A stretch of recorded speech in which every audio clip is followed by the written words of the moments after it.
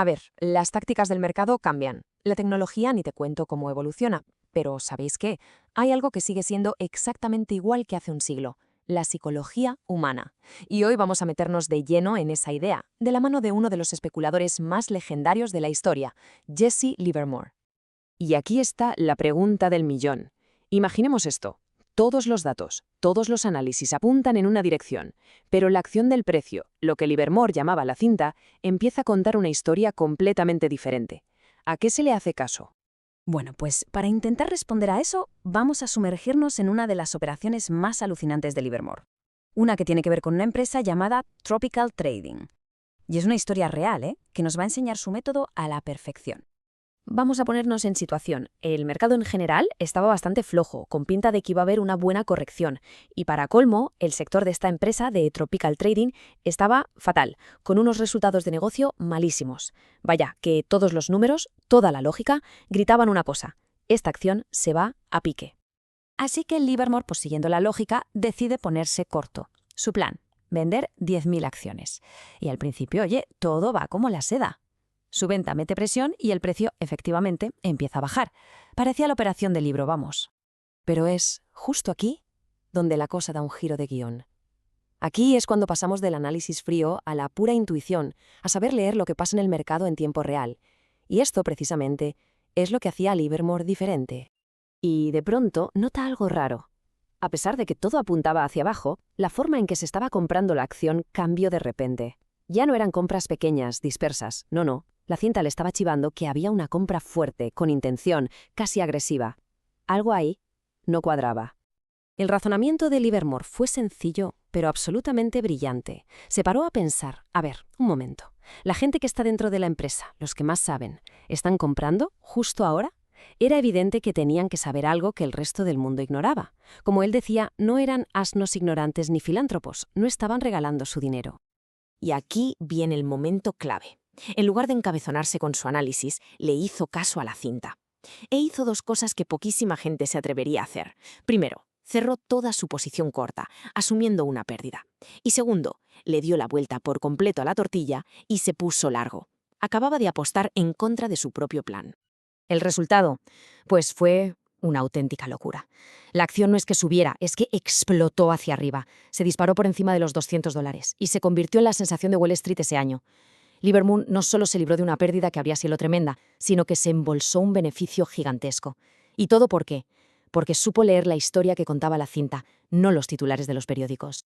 Esta anécdota es buenísima y nos sirve para entrar en un tema más grande, y a menudo bastante malinterpretado: la manipulación del mercado. Y es que Livermore tenía una visión muy particular sobre lo que significaba esa palabra. Para él, manipulación no era necesariamente algo chungo o ilegal. Lo veía más como un proceso de marketing casi. Hay que pensar que si un gran fondo o un inversor potente quiere comprar o vender un bloque enorme de acciones, no puede soltar la orden de golpe, hundiría o dispararía el precio. Necesita una estrategia para hacerlo poco a poco. Livermore, claro, sabía que muchos de los trucos de la vieja escuela, como las wash sales, eso de comprarse y venderse a uno mismo para crear un volumen falso, ya eran ilegales y no colaban. Pero el problema de fondo, ese seguía ahí. El gran operador de hoy se enfrenta exactamente al mismo reto que el de hace 100 años. ¿Cómo narices acumulo una posición enorme sin que mi propia compra me dispare el precio por las nubes? Para entender la manipulación en su forma más pura y dura, tenemos que viajar a la era de los famosos corners, los acaparamientos de mercado. Esa era la máxima ambición de los grandes titanes de Wall Street de aquella época. Pero ojo, que esto de acaparar un mercado era jugársela a todo o nada. Solo hay que ver la tabla. Leyendas como Jay Gould o Jim King, el resultado: pérdidas. No era nada fácil. Solo unos pocos elegidos, como el famoso Comodoro Vanderbilt, parecían saber cómo salir ganando. Y esta frase que le gustaba citar a Vanderbilt, resume perfectamente el pánico de los que se ponían cortos y quedaban atrapados en uno de sus corners. Era un aviso brutal, una amenaza en toda regla que venía a decir: si apuestas en mi contra, te vas a ver obligado a recomprarme las acciones al precio que a mí me dé la gana, o te espera la ruina. Entonces, ¿cuál fue el error garrafal de los profesionales que se enfrentaron a Vanderbilt? Pues fue algo muy simple. Ellos solo miraban el precio. Veían el gráfico y pensaban: esto nunca ha estado tan alto, tiene que caer.